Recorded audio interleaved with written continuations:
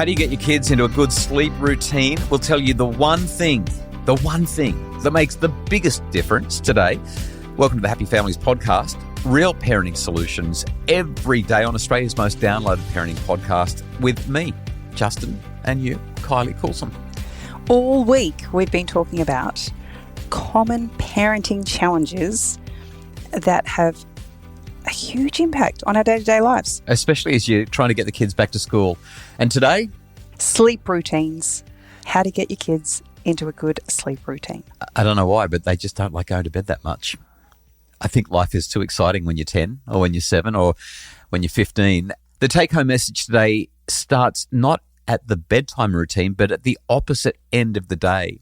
The time that you get out of bed in the morning essentially starts your body's internal stopwatch, and everything else through the rest of the day, from meal times to bedtime, all seems to fall into place around that specific anchor point. It seems about counterintuitive, doesn't it? If you want your kids to go to bed early, it doesn't make sense that you would pull them out of bed too early. Funny story, true story. One of our friends many years ago was telling me that he got his children up at 5 o'clock every morning. 5 o'clock. So they had, in our church, in our faith, in our religious practice, teenagers go to church most mornings and do some sort of a scripture study or Bible study class. We call it seminary. But he was getting his kids up 1 hour before the class so that they could exercise and have some family time. And I remember saying to him, how do you do that? And he said, it's easy. I put the kids to bed at 8 p.m. I said, 8 p.m.? How do you get the kids to bed at 8 p.m.? He said, it's easy. I get them up at 5 a.m. It could have gone in circles. I was going to say, how do you do that? And he would have said 8 p.m. and 5 a.m. But over the years, we've discovered that that's foundational. That's the secret. Over the last few months, I've started joining you on some early morning bike rides. We're starting to get a bit more serious about our well-being. Kylie's and getting health. fit. Kylie's going to do triathlons. Kylie's on fire. What is amazing to me is how our bodies respond to the sun. Yeah. So because of our early morning starts, we don't actually close our curtains. Yeah. And our bodies naturally wake up as the room starts to lighten. And because we're in Queensland and the sun comes up at approximately 4:40 a.m., we are awake at approximately 4:40 a.m. I want to go all Andrew Huberman for a second. If you haven't listened to the Andrew Huberman podcast, he's a Stanford researcher, biology stuff.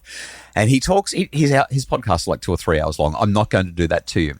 But I did a quick hunt around on the interwebs to find what I could about why Huberman is so big on getting up early. And here's what I found. Number one, exposure to morning sunlight triggers a cascade of hormones that regulate the entire day-night cycle. This is all circadian rhythm stuff. I feel pretty hormonal, but all the time, so Right. it's probably not helping me very much. I don't know if 4:40 in the morning is when you're so much hormonal is just tight and cranky. But essentially what happens is consistent wake times help to regulate cortisol. Cortisol is kind of like adrenaline. It's a gets you going kind of hormone.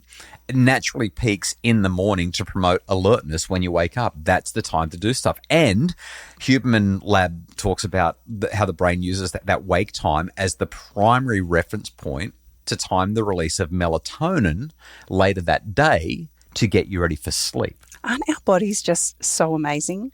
It's incredible if we let them do what they're supposed to do, and that is if we let nature be the way it's supposed to be, which also explains, Kylie, why when we get up at 4:40 in the morning, we are absolutely smashed by about 7 p.m. We're not the best parents in the world if we've been exercising too much and getting up for those early days. So there's a genuine biological foundation that suggests why we are suggesting that the best way to get that sleep routine sorted out. I know you can talk about sleep hygiene and getting a nice routine. They're all important, but getting up early in the morning, it sets the body up for a nice early night. But for parents of teenagers, the idea of trying to get their teenage daughter, I'm going to go daughter, but Right. I think sons would probably just be as tricky, Yeah. out of bed before, I don't know, 9 a.m., 10 a.m. Yeah. Like, how do you do that? Other than throwing them in the pool or... You put them to bed at 8 and you get them up at 5. No, I'm kidding. So we've got to minimize screens. Okay, screens are going to absolutely categorically, unquestionably stimulate the brain and keep the kids going. Additionally, research has shown for a number of years now that teenagers specifically, produce melatonin a couple of hours later than we do as adults. So their circadian rhythm, their sleep, But they also wake need more cycles, sleep than us. So how does this work? well, they do. They probably still need about 9 to 10 hours, depending on their age. I mean, we're talking about on average. Some need less, some need more, but around about 9 to 10. So if a teenager goes to bed, seriously, if a teenager goes to bed around about 9 o'clock, between 9 and 9:30, they can get 9 hours and get up at 6 to 6:30. They've got plenty of time to make an effective day happen. And 9 to 9:30 is, I don't know, I mean, because I like to go to bed pretty early, that feels like a reasonably late night. It's definitely staying up. And if screens aren't part of the picture, there's not much more to do after 9 o'clock at night. Okay, but you've had a tough week at school. You're a bit exhausted. You've gone out late one night and then you decide you're going to have a sleep in. You're going to treat yourself to a sleep in. Isn't that going to help? No, sleep-ins are kind of like jet lag. So if you let the kids have a sleep-in on the weekend, for example, what happens is that catch-up sleep makes Monday morning harder because it's shifted their circadian rhythm. If you've gone away to Perth and you're on the East Coast, or if you're on the West Coast and you've gone to the East Coast and stayed in Sydney or Melbourne, or if you're flying over to New Zealand, any of those sort of 2-hour time zone changes, you get back into your regular time zone and it takes a couple of days to adjust. It's not like hardcore jet lag like a big international US or Europe holiday, but it's the same kind of thing. You really drag the chain for a couple of days because that 2-hour time zone shift really messes you up. So circadian rhythms matter. If you want the kids to go to bed and have a good routine in the nighttime, getting them up on time really is critically important. After the break, 2 more big reasons that kids need to get up on time so that they can go to bed on time.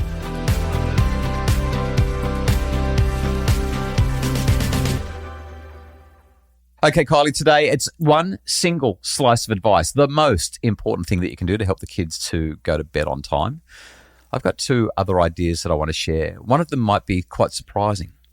School performance is connected to what time you wake up in the morning, which is connected to what time you go to bed at night. Which is connected to what time you get up in the morning. Which is connected to, that's going in circles. Morning sunlight. And this is the critical thing, right? You can get your kids up early, but if they do not see the sun, that is if they lay in bed and stare at their screen, it's probably not going to have as positive an impact as if you can get them outside and moving their bodies. We haven't had this conversation until literally now, but I have tried doing my exercise routine at various times through the day. My favourite form of exercise is always outdoors. I hate being inside. I hate being in gyms.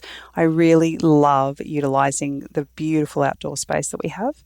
And I have personally found that my day just feels better if the first thing I do is get up and go and exercise.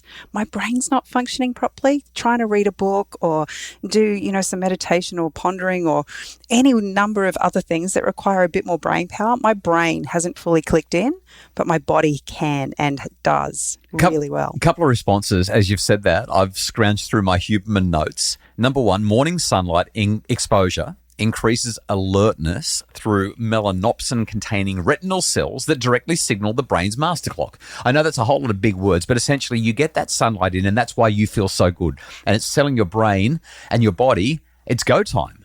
Let's do this. Whereas when you wake up late, you stumble out the door, bleary-eyed, and it's already 7:30, 8 o'clock, maybe even 9 o'clock because you're late for school, you don't get that same benefit. Have a listen to this one, though. Studies show that students with consistent wake times have better attention spans and better working memory during their morning classes. In fact, researchers have found that students with consistent wake-up times show up to 23% better performance on morning cognitive tests compared to those with irregular schedules. In other words, your brain just functions better if you can consistently say, I wake up every day at whatever it is, 5:30, 6 o'clock, 6:30. I don't want to put too much pressure on families, and many families might decide to try this, and suddenly the kids are, like, the first week is going to be horrible. I guarantee the first week is going to be awful, and the kids, you will still have your same evening habits. But getting that morning routine, wow. And the last one, the brain consolidates learning during sleep. When you have irregular sleep patterns, it disrupts the consolidation of learning process, which can impair academic performance. So there's loads of really big school reasons why you want to make sure the kids are getting up at the right time, because that's the best thing you can do for their sleep routine. So here's the crazy thing, and it may not be practical all the time, But if we want the kids in a good sleep routine, we actually have to model it. Yes. Like if we're doing that, if we're getting up early and we're going to bed early, our kids kind of will jump on the bandwagon. Over the last few months, we've gone on a bit of a health kick in our family. We've been a bit slack for a very long time.